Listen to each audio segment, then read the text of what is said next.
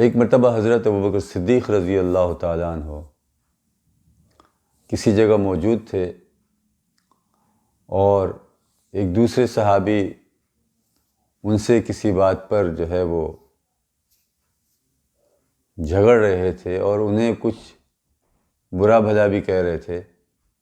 اور کافی دیر تک وہ حضرت ابوبکر صدیق رضی اللہ تعالیٰ عنہ کے ساتھ بات کرتے رہے، اور جو بات نامناسب تھی ایسی باتیں بھی انہوں نے کی، لیکن حضرت ابوبکر صدیق رضی اللہ تعالیٰ عنہ خاموش کھڑے ان صاحب کی بات کو سن رہے تھے۔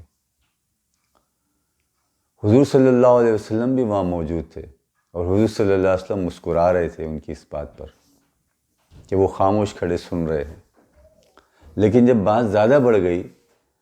تو حضرت ابوبکر صدیق نے بولنا شروع کیا، تو جیسے ہی حضرت ابوبکر صدیق رضی اللہ تعالیٰ عنہ نے بولنا شروع کیا تو آپ صلی اللہ علیہ وسلم وہاں سے چل دیے۔ ابوبکر صدیق رضی اللہ تعالیٰ عنہ فوراً حضور صلی اللہ علیہ وسلم کے پیچھے گئے اور کہا کہ یا رسول اللہ، جب تک میں خاموش تھا آپ وہاں کھڑے تھے اور آپ مسکرا رہے تھے، لیکن جیسے ہی میں نے بولنا شروع کیا تو آپ وہاں سے چل دیے۔ آپ صلی اللہ علیہ وسلم نے ارشاد فرمایا کہ جب تک تم خاموش تھے تمہاری طرف سے ایک فرشتہ ان صاحب کو جواب دے رہا تھا، لیکن جیسے ہی تم نے بولنا شروع کیا تو وہ فرشتہ وہاں سے چلا گیا، اور اس فرشتے کی جگہ شیطان آ گیا، اور جہاں پر شیطان ہو وہاں پر میں نہیں رک سکتا، وہاں میں نہیں ٹھہر سکتا، اس لیے میں وہاں سے چلا گیا۔ تو دیکھو کتنی اچھی بات ہے اور کتنا اچھا سبق ہے ہمارا اس کے اندر، کہ اگر کوئی ہم سے برا بھلا کہتا ہے، کوئی بری بات کرتا ہے، کوئی ہم سے ترش بات کرتا ہے تو ہم اس کو برداشت کریں، ہم اس کو جواب نہ دیں۔ اس لیے کسی نے کہا نا کہ 100 باتوں کا ایک جواب خاموشی ہے، اور خاموشی اتنی زبردست چیز ہے کہ خاموشی سے جھگڑے ختم ہو جاتے ہیں، لیکن بولنے سے جھگڑے بڑھ جاتے ہیں اور بات بہت آگے تک چلی جاتی ہے، بڑی خطرناک حد تک چلی جاتی ہے۔ تو اس لیے ہم کوشش کریں کہ بے شک کوئی ہمیں کچھ برا بھلا کہے ہم اس پر خاموشی اختیار کریں۔ ایک وقت آئے گا اللہ تعالیٰ اس کو بھی سمجھا دے گا جو ہمارے خلاف ہے یا جس کے دل میں ہمارے لیے برائی ہے۔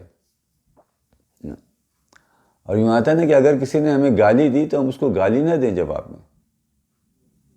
ہم اس سے کہیں کہ اللہ تعالیٰ تیرا بھلا کرے۔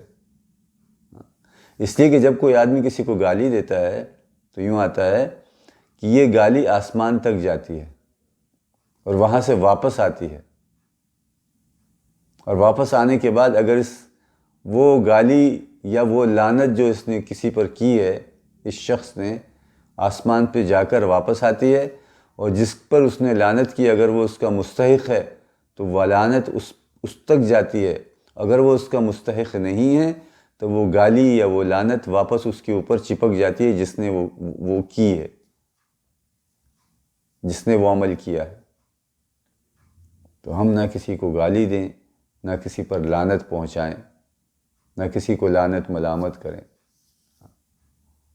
اس چیز سے بہت ہی ڈرنے کی چیز ہے، بہت ہی ڈرنے کی بات ہے۔ صبر سب سے بڑی چیز ہے۔ اللہ سبحانہ و تعالیٰ نے فرمایا نا کہ اللہ تعالیٰ نے یہ نہیں فرمایا کہ ان اللہ مع المصلین، کہ میں نماز پڑھنے والوں کے ساتھ ہوں۔ اللہ تعالیٰ نے فرمایا ان اللہ مع الصابرین، اللہ تعالیٰ صبر کرنے والوں کے ساتھ ہے۔